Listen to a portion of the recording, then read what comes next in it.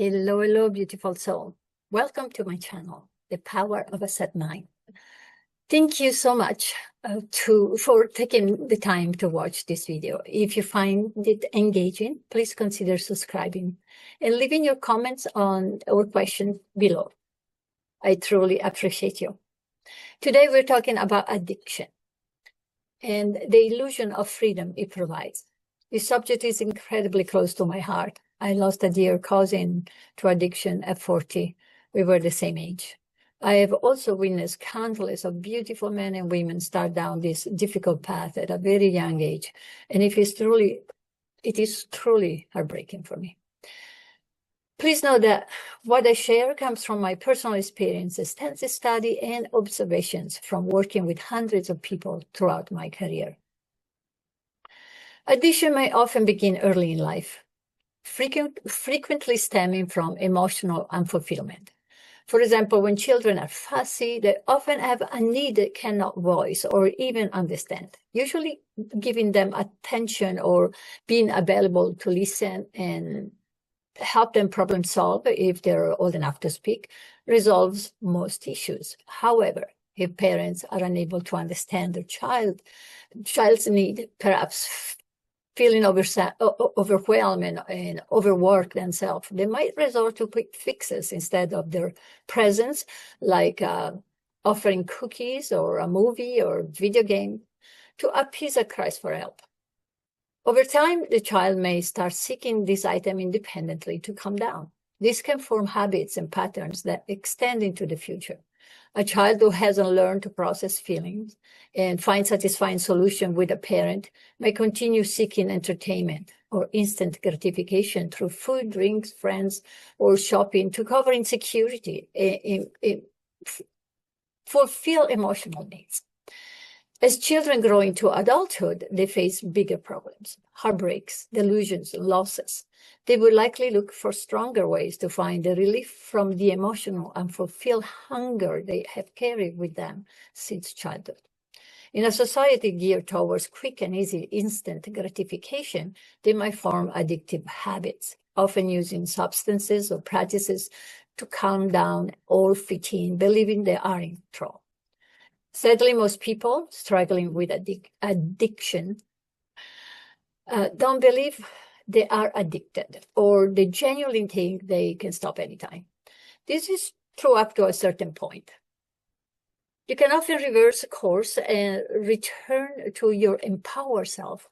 However, eventually your capacity for self-regulation becomes impaired. Reward-seeking behavior turns compulsive, persisting despite severe negative consequences, or for just a few hours of perceived ecstatic freedom. Substance abuse disrupts how neurons in our body communicate. Over time, the brain adapts to the presence of drugs and alcohol through a phenomenon called negative neuroadaptation.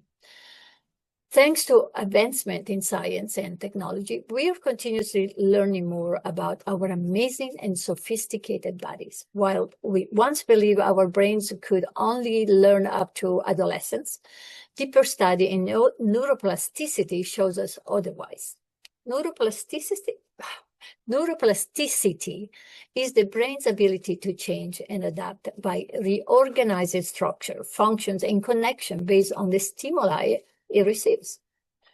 This can be a double-edged sword. The brain can also adjust to maladaptive behaviors, making harmful pattern work as effectively as possible. Fortunately, our bodies have an incredible capacity to repair themselves.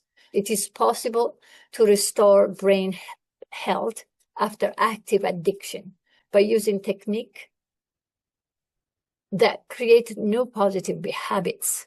As I've learned from studying the extensive research of the HeartMath Institute, our heart actually has its own brain that communicates with our cranial brain, and this communication sets in motion all the organs to maintain and optimize the state of being the heart's request.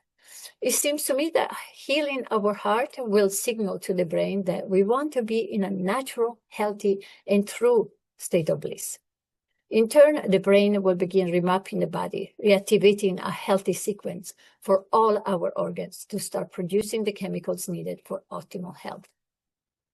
Alcohol, tobacco, opioids, prescription drugs, stimulants, and junk food are just a few of the many maladaptive ways people seek relief from something they essentially don't want to face, all in pursuit of the moment of oblivion to feel free.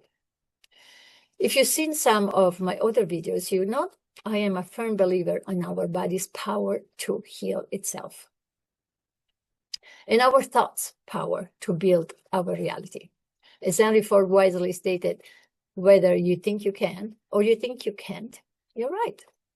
I truly believe that no matter what past you have experienced, you have the power to change your life and find your way back to health. You can let go of the pain hiding in your heart and truly be free when you decide that you want the change. Learning to value yourself and to honor your life and your strength.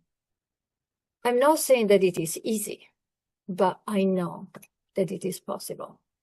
So please don't give your life away to addiction. Instead, rebuild to live your life mindfully.